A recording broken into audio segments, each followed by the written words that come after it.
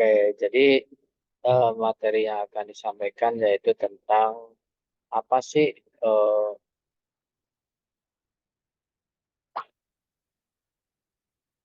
nah ini nih ini sebetulnya teman-teman ya udah diberikan, cuman waktu itu banyak teman-teman yang nggak bisa hadir sehingga banyak yang belum paham. Jadi kita ulang lagi aja nggak apa-apa. Jadi Bu, di sini ada fungsi dan manfaat pajak yang dipungut oleh pemerintah. Ya, jadi tempo hari kan ada pertanyaan, Pak, manfaat pajak buat kita apa sih, Pak? Fungsinya pajak, kita bayar pajak apa sih? Nah, di sini kita akan jelaskan bahwa yang pertama yaitu fungsi anggaran, ya. Jadi fungsi anggaran di sini adalah pajak digunakan untuk membiayai anggaran yang berkaitan dengan pembangunan dan kepentingan negara. Sebagai sumber pendapatan negara, pajak berfungsi untuk membiayai pengeluaran-pengeluaran negara. Pajak digunakan untuk menjalankan tugas rutin negara dan melaksanakan pembangunan. Nah, jadi ini ada dari pajak ini itu merupakan sumber pendapatan negara, ya. Eh, Buat apa negara? Kan kadang-kadang kan ada tugas pertemuan misalkan di WHO, pertemuan di UNICEF atau pertemuan negara lah. Itu adalah salah satu fungsi dari anggarannya, ya. Tugas-tugas rutin negara, kunjungan ke negara-negara sebelah atau ikut mendamaikan perdamaian dunia. Nah, itu kan perlu biaya, ya, anggarannya itu dari salah satunya dari pajak. Ya, kemudian yang berikutnya yaitu fungsi mengatur, ya, bahwa melalui pajak pemerintah bisa mengatur pertumbuhan ekonomi. Pajak bisa digunakan sebagai alat untuk mencapai tujuan. Ya, untuk melindungi produksi dalam negeri, pemerintah menetapkan bea masuk yang tinggi untuk produk luar negeri. Nah, itu jadi dengan adanya pajak itu kita atau negara bisa mengatur. Jadi kalau ada negara lain yang mau masuk produknya ke kita, itu dikenakan yang namanya bea masuk, ya, bea masuk yang tinggi, ya. Apa tujuannya? Tujuannya yaitu kalau kita dengan adanya bea masuk, otomatis pendapatan negara akan bertambah. Nah, pun yang kedua, dengan tingginya bea masuk, otomatis kan eh, mereka tidak sebanyak seenaknya sendiri masuk ke kita, barang-barang atau produk mereka. Secara langsung tidak langsung pemerintah itu melindungi produk dalam negeri gitu. Jadi supaya masyarakat Indonesia itu tidak selalu eh, me- me- apa ya istilahnya, mengkonsumsi barang-barang dari luar negeri, karena produk kita juga tidak kalah bagus dan tidak kalah kualitas, ya. Sehingga di sini bisa dikategorikan bahwa negara bisa mengatur tuh dengan adanya pajak, ya, bea masuk, ya. Jadi kalau kalau tidak ada bea masuk, ya, negara sebelah atau negara lain bisa seenaknya sendiri produknya masuk ke kita. Pemerintah tidak dapat apa-apa, bahkan nanti eh, produk-produk dalam negeri justru akan terkikis, ya, terkikis atau terkalahkan dengan produk negara sebelah. Yaitu adalah fungsi yang kedua, ya. Kemudian yang berikutnya yaitu eh, fungsi stabilitas, ya. Tolong teman-teman diingat, ya, penjelasan ini karena insya Allah mungkin di UAS ada yang akan keluar, mudah-mudahan. Jadi ada fungsi stabilitas yaitu pemerintah memiliki dana untuk menjalankan kebijakan yang berhubungan dengan stabilitas harga. Ini membuat inflasi dapat dikendalikan dan ekonomi berjalan dengan stabil.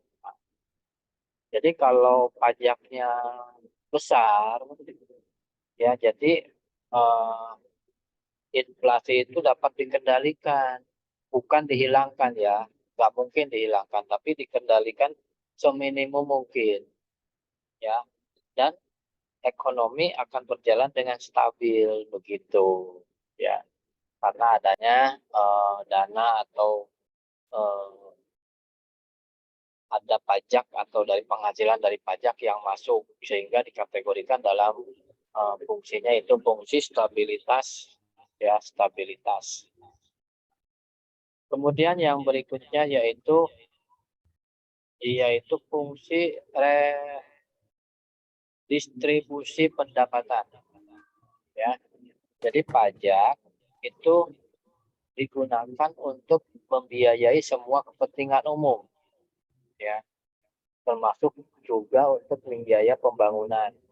Nah, yang kemarin siapa yang bertanya itu apa sih manfaat pajak buat kita? Nah, ini salah satunya bahwa pajak digunakan untuk membiayai kepentingan umum termasuk juga untuk membiayai pembangunan. Pembangunan yang dimaksud seperti pembangunan ekonomi yang menciptakan lapangan pekerjaan ya. Jadi dengan adanya pajak itu pemerintah negara bisa membuka lapangan pekerjaan. Terbukanya lapangan pekerjaan dapat mendistribusikan pendapatan masyarakat secara merata. Jadi intinya kalau masyarakat kita banyak yang bekerja, otomatis ekonomi akan berjalan, sirkulasinya akan berjalan dengan baik ya. Tetapi kalau masyarakat kitanya itu banyak yang menganggur, itu akan menjadi beban pemerintah.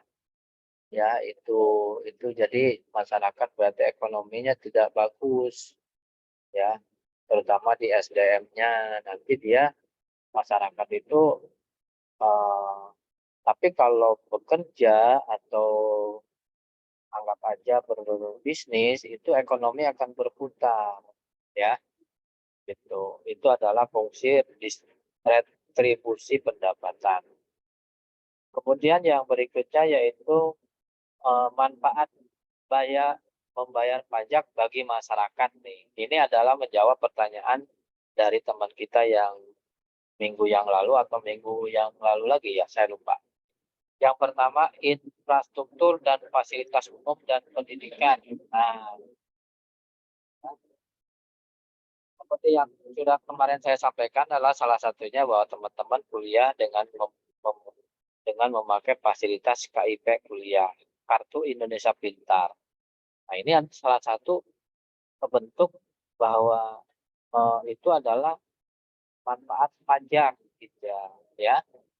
Jadi intinya gini, pajak itu dari kita untuk kita, dari masyarakat untuk masyarakat ya. Kita aja eh, belum begitu banyak bayar pajak tapi kita udah merasakan ya, merasakan eh, bahwa kita bisa mendapatkan dari hasil pajak ya, bisa kuliah, bisa masuk jalan tol, bisa ke tempat hiburan ya. Di sini ada transportasi umum, ada Transjakarta. Nah, yang kemarin saya cerita bahwa salah satunya bahwa manfaatnya kita bisa naik Transjakarta. Jadi ke teman-teman kalau ke Jakarta itu kemanapun itu murah. Mau ke Ancol, mau ke Taman Mini, mau ke Pondok Indah, mau ke Bekasi, itu ongkosnya hanya Rp3.500. Pulangnya segitu juga gitu. Jadi itu sangat murah. Coba sekarang kalau tidak ada Transjakarta, bisnya aja udah 35.000, belum angkotnya, belum panas-panasannya ya. Di sini mungkin teman-teman ada yang pernah naik Transjakarta atau ada yang belum nih? Coba saya nanya. Tahu kan Transjakarta, busway? Nah, itu Belum, Pak. belum. Jadi di Jakarta itu dari Tangerang, mulainya kalau di Tangerang dari mulai Kalideres ya. Itu ada yang namanya fasilitas umum itu bis Transjakarta. Jadi bis itu mengurai kemacetan. Jadi dia punya jalan sendiri kalau bis Transjakarta ini. Kalau jalan-jalan biasa kan mobil kan ini apa namanya macet karena banyak motor mobil. Kalau Transjakarta itu punya jalan sendiri ya. Bahkan kalau ada kendaraan yang masuk jalur Transjakarta itu akan kena tilang. Tujuannya apa? Tujuannya supaya tidak ada macet. Makanya pemerintah itu menganjurkan ke masyarakat itu sebisa mungkin pakai Transjakarta. Selain murah, juga akan mengurai kemacetan. Otomatis kan yang tadinya 2 orang 2 mobil, kalau mereka naik bis berarti 2 mobil udah tidak ada di jalan itu gitu maksudnya, mengurangi kan.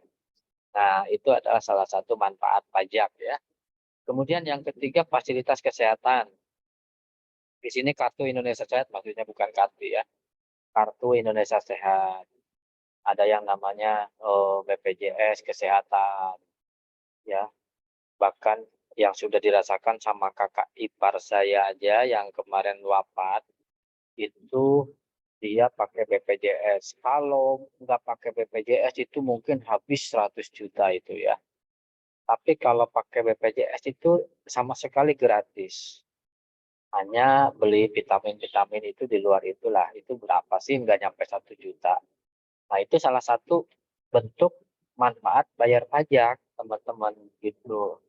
Jadi jadi kita harus harus betul-betul oh iya manfaatnya pajak itu ada gitu ya. Kemudian yang berikutnya di sini eh, keamanan dan ketertiban pengadaan senjata TNI, nah pesawat. Nah, kayak kemarin Pak Prabowo itu beli pesawat tempur dari Amerika sekian miliar, sekian triliun. Itu adalah salah satunya uangnya dari pajak. Di samping ya itu anggaran itu kan dari pajak sebetulnya salah satunya ya. Jadi itu adalah bentuk manfaat. Untuk apa sih beli itu semua? Untuk pertahanan keamanan kita ya. Kalau kitanya mempunyai peralatan yang canggih ya orang kan tidak akan dijajah kayak zaman dulu begitu ya. Tapi sekarang itu dijajahnya bukan dengan eh, dijajahnya bukan dengan kayak senjata begitu, tapi dengan media sosial. Nah, kita ini masih dijajah tapi dengan virtual. Nah, itu adalah salah satu atau empat manfaat. Nah, di sini yang berikutnya yaitu manfaat bagi pembisnis. Ya. Jadi kalau teman-teman adalah seorang pembisnis, nah eh, kemudian teman-teman bayar pajak, nah ini adalah ada manfaatnya buat mereka yang berbisnis. Yang pertama, keuntungan pengusaha domestik akan berlipat. Ya, keuntungan pengusaha domestik akan berlipat. Apa yang disebut dengan poin satu ini? Salah satunya tadi pemerintah menetapkan adanya bea masuk barang ekspor atau barang impor. Jadi mereka yang negara yang mau ekspor ke kita atau kita yang mau mengimpor itu ada bea masuknya tinggi. Sehingga dengan tingginya itu pengusaha kita bisa ikut bersaing di dalamnya sehingga akan mendapatkan keuntungan yang berlipat itu manfaat bayar pajak buat pembisnis ya. Kemudian yang kedua mendapatkan pinjaman yang lebih mudah. Ya logikanya kalau negara kita sejahtera, keuangannya, ekonominya bagus, otomatis kan kalau ada masyarakat yang memerlukan dana pinjaman itu akan mudah karena uangnya ada. Contoh sederhana, teman-teman misalkan usaha di UMKM, ya UMKM usaha kecil menengah, ya perlu dana, pinjamlah ke BRI, itu akan mudah, tinggal dipoto Misalkan punya warung, dipoto warungnya, diisi aplikasi biodatanya, selesai. Nah, itu akan lebih mudah, ya. Kemudian yang ketiga, menunjukkan kesehatan keuangan perusahaan. Ya, kadang-kadang kan perusahaan itu membuat laporan keuangan neraca, rugi laba, dan perubahan modal. Nah, itu manfaatnya eh, bahwa perusahaan itu akan kelihatan, perusahaan itu akan sehat, begitu, ya. Sehat dengan adanya keuangan perusahaan. Yang keempat, usaha menjadi lebih profesional. Nah, maksudnya di sini profesional di sini yaitu tadi, kalau kita menetapkan biaya masuk produk dari luar negeri tinggi, ya otomatis kita juga kalau mau mengekspor ada juga biaya ekspornya, ya.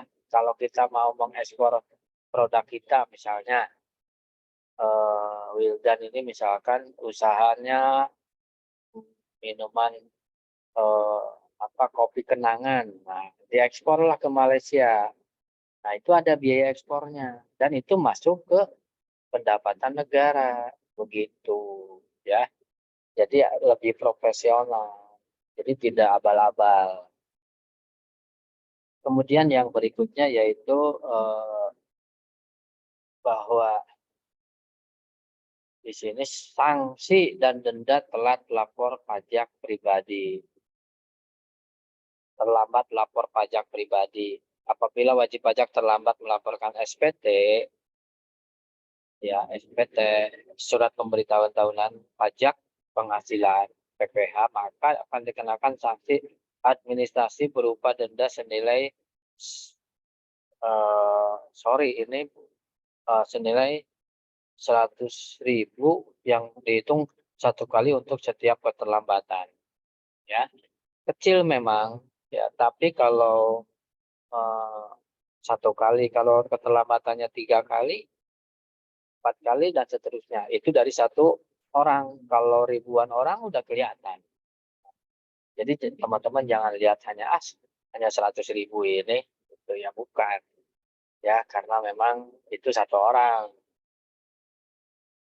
dihitung satu kali untuk setiap keterlambatan, gitu. Jadi kalau ada 5 orang yang terlambat udah 500.000. Kalau satu orangnya 5 kali, 500.000 dikali 5, kan udah kelihatan, ya.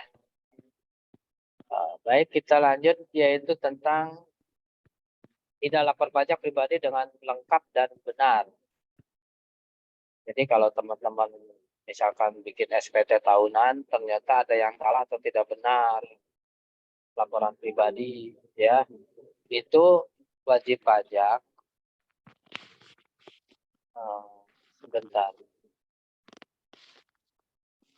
wajib pajak akan dikenai sanksi berupa kenaikan pembayaran apabila wajib pajak tidak menyampaikan secara benar dan lengkap, atau wajib pajak terbukti melampirkan keterangan yang isinya tidak benar karena kealpaan dan baru pertama kali. Nah, misalnya eh, misalkan Rofi itu bikin SPT, baru pertama kali bikin SPT, melakukan kesalahan sehingga tidak benar atau ada yang salah lah. Eh, karena kealpaan dan baru pertama kali misalnya. Itu karena kesalahan tersebut wajib pajak akan dikenai 200% dari nilai pajak terhutang yang kurang dibayar, gitu. Makanya sebelum kita membuat laporan SPT, ya kita harus betul-betul paham dulu. Makanya banyak perusahaan yang membuat SPT-nya bukan sendiri karena dia nggak paham. Banyaklah membuat sama konsultan, begitu, ya. Sebentar, ini ada WA. Itu silakan, sambil saya ini ada yang ditanyakan dulu.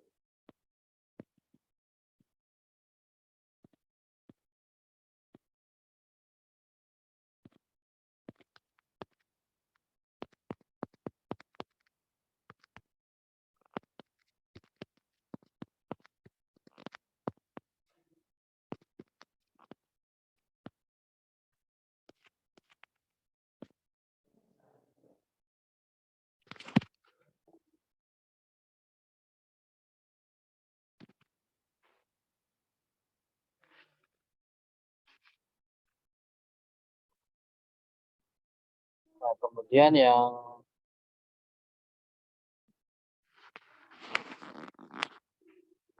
lainnya yaitu bahwa tadi kalau teman-teman baru belum yakin kita bisa ngisi SPT tahunan itu harus didampingi dengan atau banyak bertanya sama Dirjen Pajak ya. Jadi jangan sampai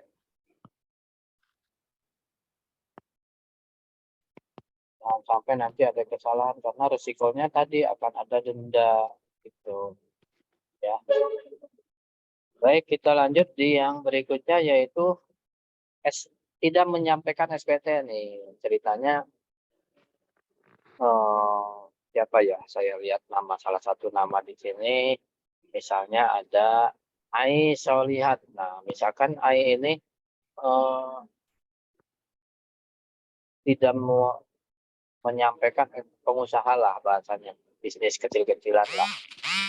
Nah, tidak menyampaikan SPT, sanksi pidana yang dimaksud adalah kurungan paling cepat 3 bulan, paling lama 1 tahun, atau denda paling sedikit 1 kali atau paling banyak 2 kali jumlah pajak terhutang yang tidak atau kurang dibayar.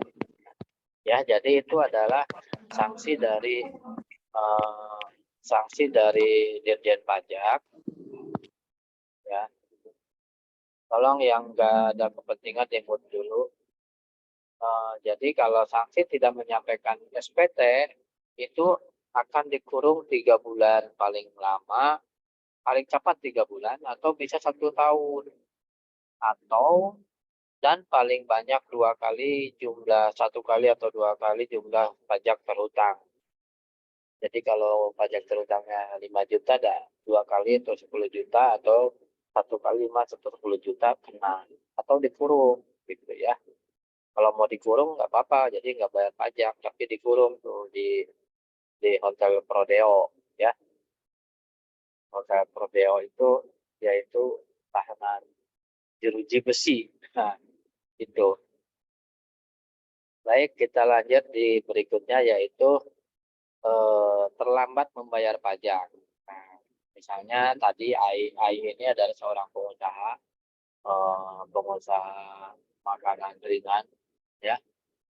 Karena sibuknya banyak order, ternyata terlambat bayar pajak. Nah, ini ada sanksinya. Apabila status SPT tahunan wajib pajak kurang bayar, namun wajib pajak terlambat melakukan pembayaran pajak, maka wajib pajak akan dikenakan sanksi administrasi berupa bunga sebesar 2% per bulan. 2% per bulan. Jadi kalau pajaknya 1 bulannya 1 juta, berarti 2% kali 1 juta, yaitu berapa? 20.000. 2 kali 1 juta berapa ya. Nah, bunga itu per bulan nanti akan tulis-tulisan bunga tersebut dihitung dari mulai berakhirnya batas waktu penyampaian SPT sampai dengan tanggal pembayaran. Jadi kalau misalkan AI itu nakal 1 tahun ya tinggal dihitung 1 tahun ya. Itu jadi 20.000 dikali 1 tahun kan lumayan ya.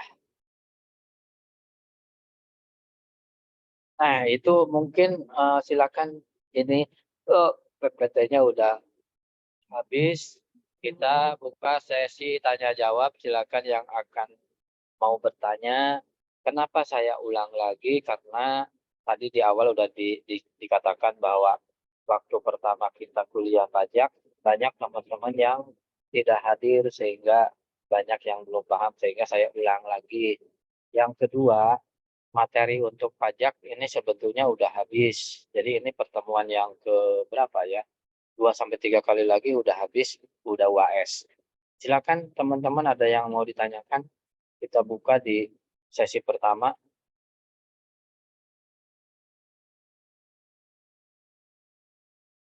Mana? Jangan tidur lah. Oh, saya aja nggak tidur. Assalamualaikum Pak. Waalaikumsalam Saiful Wahab. Gimana sih kan? Pak boleh bertanya? Boleh. Silakan.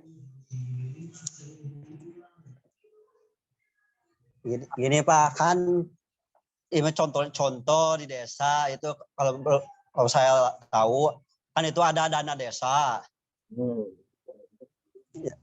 Kalau dana desa itu kalau saya tahu harus dibayar pajak. Kan itu dana desa itu untuk bantuan masyarakat atau masyarakat. Kenapa diambil pajaknya gitu? Itu ya Iya jadi Pak, gini. Udah gitu aja. iya Pak gitu. Ya, baik.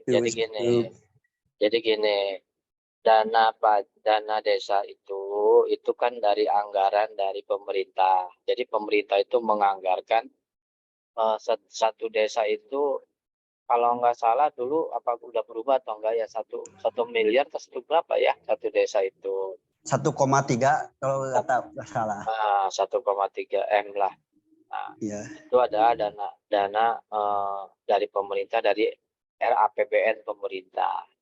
Nah, itu tujuannya memang buat masyarakat. Cuman dalam hal ini pemerintah juga harus menyisihkan pajaknya. Memang buat nanti mereka juga pengembangan jalan, pengembangan eh, masjid, terus sarana umum. Nah, itu juga kan jadi bukan berarti gini, bukan berarti lo dana itu kan buat masyarakat kok dimintain pajak juga. Enggak, maksudnya supaya memang administrasi keuangannya teratur. Jadi dari pemerintah misalkan digelontorkan 1,3 itu dipotong pajak. Pajaknya buat pemerintah atau buat masyarakat juga gitu. Yang nanti intinya nanti akan disalurkan dalam bentuk eh, fasilitas umum, jalan raya, atau tempat rekreasi, atau mungkin KIP kuliah. Nah, itu kan tidak serta-merta dipotong langsung dari anggaran itu, tapi ya bisa aja mungkin pemerintah gini, misalkan dana desa itu 1,3 langsung dipotong pajak sekian persen, jadi jatuhnya 1,2 misalnya. Bisa aja, tapi kan itu namanya di akuntansi itu nggak boleh langsung langsung motong begitu, harus semua dulu masuk, semua dulu turun atau keluar dari area APBN, baru dibayarkan pajaknya. Jadi teratur administrasinya. Jadi memang logika kita ngapain sih orang itu buat masyarakat kok dipotong pajak lagi? Ya bukan begitu kan, pajak ini bukan bukan untuk fasilitas umum aja, bisa untuk KIP kuliah, bisa untuk tadi fungsi anggaran stabilitas nasional gitu.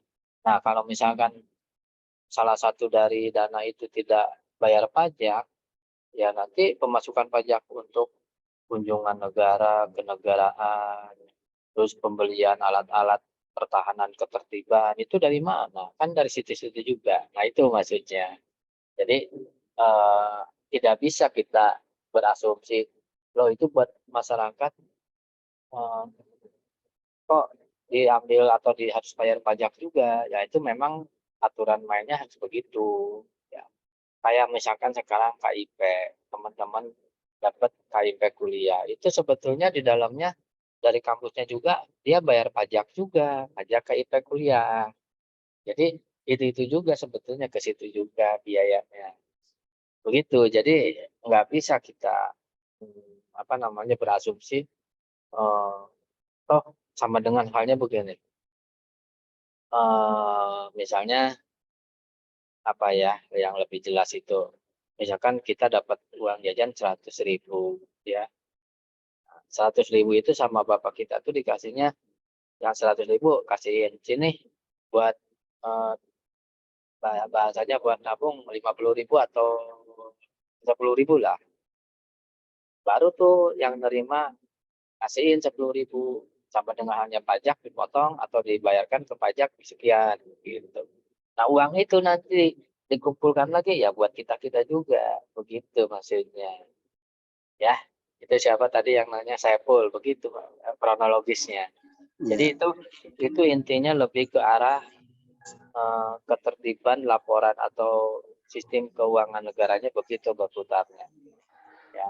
Kayak misalkan dana BOS, bantuan sekolah, itu Misalkan satu sekolah dapat sekian puluh juta, nanti dipotong pajak, kan gitu. Kayak misalkan dapat hadiah, coba aja kalau teman-teman lihat di TV, dapat hadiah atau apa, di di Instagram atau di Facebook, dapat hadiah sekian dikenakan pajak. Nah, itu pajak itu nanti ya buat itu juga sebetulnya, gitu. Buat nanti dana pemerintah berikutnya atau desa berikutnya dimasukin lagi ke RAPBN buat tahun depan, muter di situ juga sebetulnya, begitu. Silakan ada lagi yang ditanyakan, masih ada waktu. Makasih Pak, makasih penjelasannya Sama-sama. sangat bermanfaat buat saya. Siap, siap, siap. Silakan yang lain kalau ada yang mau bertanya. Kita sampai jam berapa ini? 14.45. Kalau sampai 14.45 berarti di jam saya masih ada 7 menit. Silakan. Nah, ini kebetulan laptop saya juga ini tinggal 23% ini. Silakan. Ada yang mau ditanyakan lagi atau mau diskusi atau mau ngasih ngasih opini, silakan teman-teman. Nah, jadi intinya intinya teman-teman sekarang udah paham manfaat dan fungsi pajak. Jadi bagi teman-teman yang punya motor belum bayar pajak, cepat bayar pajak. Oh, kita juga masih bisa merasakan dari pajak itu. Kemudian orang tua yang belum pajak bayar PBB rumah, cepat diingatkan bayar pajak karena PBB ini nggak mahal kok, cuma 100.000 satu tahun begitu kan. Tapi kalau ditunda-tunda ya akan besar juga jatuhnya gitu. Makanya kalau pajak itu jangan di nanti-nanti gitu. Sama halnya dengan motor. Motor itu kan pajaknya taruhlah 250.000. Ah nanti nanggung, ah nanti tahu-tahu 5 tahun. 5 tahun dikali 250 udah kelihatan. Belum resiko di jalan ada pemeriksaan lalu lintas, belum bayar pajak itu akan ada denda, kena lagi kan begitu. Ya, silakan ada yang ditanyakan. Masih ada waktu 5 menit. Ya, jadi di sini ada teman-teman yang eh, cobalah teman-teman sesekali yang saya sarankan itu sering-sering kalau di daerah-daerah Sukabumi, Garut itu kan ada mungkin kantor pelayanan pajak atau Ditjen Pajak. Coba sekali-kali main ke sana, tanya kalau cara-cara bikin SPT itu kayak gimana, belangkonya kayak gimana. Jadi biar kita paham. Jadi kita tidak akan salah mengisi SPT tahunan begitu. Karena kalau salah akan ada sanksi, ya sanksinya tadi udah berupa uang atau apa ya istilahnya. Ya kalau disengaja itu kan ada kurungan begitu. Ya, jadi eh, betul kata pemerintah bahwa slogan pajak itu bahwa slogannya orang bijak bayar pajak. Ya, jadi kalau kita bayar pajak kita udah dikategorikan orang yang bijak. Tapi kalau tidak bayar pajak berarti kita eh, bukan masyarakat yang bijak. Karena apa? Kita merasakan kok. Sekarang aja teman-teman kemarin jalan-jalan ke Bandung lewat tol. Itu kan enak. Memang kita tidak langsung merasakannya, tapi coba bayangin teman-teman ya. Dari Sukabumi atau dari, ini Sukabumi semua atau campur Garut ini? Garut, Pak. Garut. Garut. Nah, kalau dari Garut mau ke Bandung itu, coba kalau jalannya masih berbatu. Kebayang, pegel-pegelnya. Yang suka muntah mungkin muntah karena goyang-goyang mobil. Tapi sekarang kan nyaman, naik bis lewat tol. Wah, bisa tidur nyenyak di jalan, ya. Bisa main ke objek wisata. Nah, itulah kita udah bisa merasakan sebetulnya. Cuman kita tidak tidak ngeh kalau itu adalah dari pajak.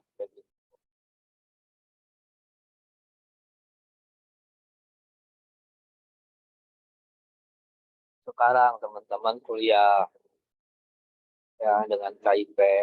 Ya alhamdulillah kan itu hasil dari pajak. Pemerintah bisa mengeluarkan dana untuk pendidikan.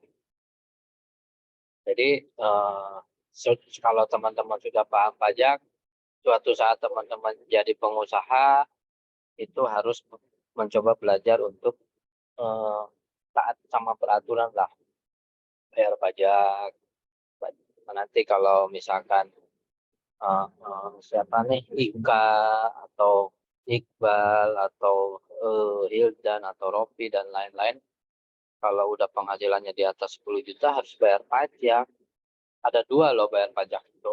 Pajak pemerintah dengan pajak buat nanti di alam nanti kita 2,5% ya. Itu jangan lupa. Bahkan eh, kalau teman-teman dapat rezeki itu harus disisihkan tuh 2,5%. Masukinlah ke keropak jadi amal amal jariah. Itu adalah pajak juga, cuman itu mah pajaknya pajak yang tidak di apa ya, tidak tercatat dan tersurat dalam suatu undang-undang. Kalau itu hanya di Al-Quran mungkin ada, itu pasti itu kita menyisihkan sebagian harta itu untuk eh, sedekah atau untuk infak atau untuk sedekah untuk yang lain-lain lah, untuk bekal kita. Oke, 2 menit lagi silakan ada yang ditanyakan, gunakan waktu seminimal mungkin, semaksimal mungkin, sorry, semua maksud saya. Mana nih teman-teman suaranya? Coba saya panggil siapa ya yang belum bicara tuh. Gina, mana Gina? Nah, Gina nggak ada, mungkin lagi ke belakang. Cenal Abidin, Romaeta Julianti, Ika Suci. Mana nih? Ada yang online nggak nih? Iqbal ada, udah pasti Iqbal. Itmam Ulul Albab, Aisinta Hasanah. Oh, namanya bagus-bagus ya. Oke, mungkin kalau tidak ada eh, perkuliahan kita sampai di sini.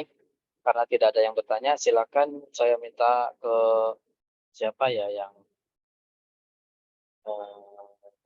baca doa itu, saya tembak siapa nih? Bina Cinta Resmi mana? Bina, Ai mana Ai? Ai Solihat. Oh pada nggak ada. Resna Puji Lestari. Ya, pada tidur semua. Ya udah, siapa aja lah. Wahab boleh Wahab. Ditutup aja Ya doanya. Pak. Bismillahirrahmanirrahim. Alhamdulillah perkuliahan